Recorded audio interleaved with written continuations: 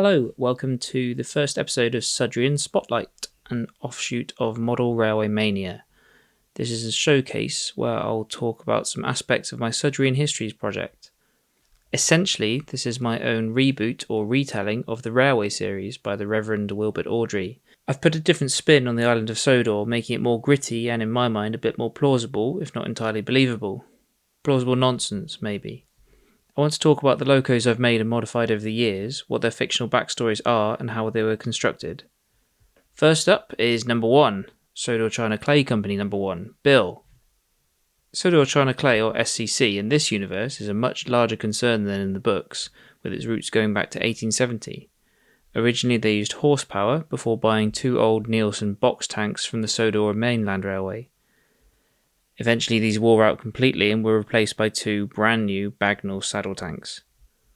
The Bagnalls were of a reduced height design. This is because the original line had been laid along the seashore, but when this was destroyed in a gale, the China Clay Company cut a long tunnel through the cliffs. This was only built to the height of a horse and wagon, thereby restricting the loading gauge.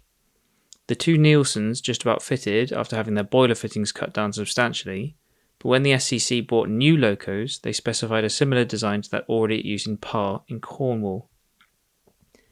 Conditions in the tunnel were still awful for train crews, and a stalled train could be disastrous, so loaded trains were often double-headed or top and tailed.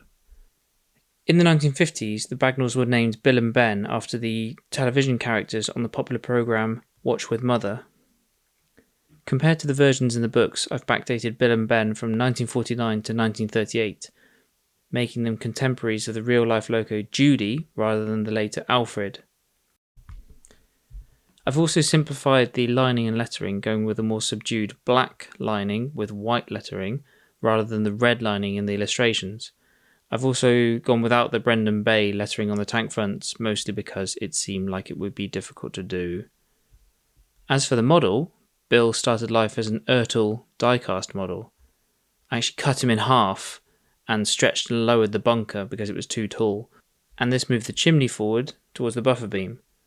The running plate is reused from the ERTL toy 2, which was plastic. The chassis and wheels are from a Dapol and later Hornby Pug. The wheels are slightly oversized for the Bagnall, making him taller than Judy, but not by too much.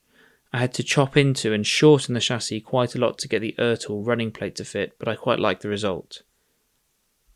The smokebox door is from a mystery N-gauge locomotive. It was quite hard to find something small enough, but my friend Rich found it in his spare parts box. Thank you, Rich. Bill is battery powered and radio controlled. The receiver is a Deltang one and sits in a slot I cut into the middle of the chassis. The battery is a single cell 3.7 volt, running through a 12 volt converter. He has an on and off switch under the cab, but I decided not to fit a charging socket because of the lack of space. Instead, he is charged by taking the battery out and plugging it into a USB converter. The original Hornby Pug motor would never fit in the low cab, so he uses a tiny 12-volt motor from Tramfabrique, intended for N-scale models. I attached it by soldering a strip of brass to the motor and screwing this to a styrene motor mount I built from bits of strip.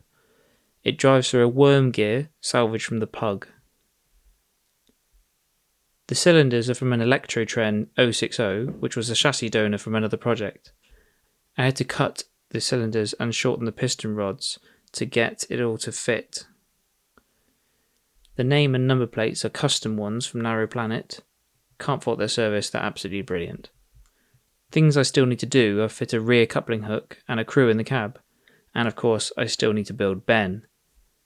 Let me know what you think in the comments. I'll try and do more videos like this, as well as some tutorials on how I did things like radio control, or chopping up old locos and using them to make new ones, or super detailing, that kind of thing. Thank you very much for watching. If you like this video, please consider liking, subscribing, and turning on notifications. See you next time!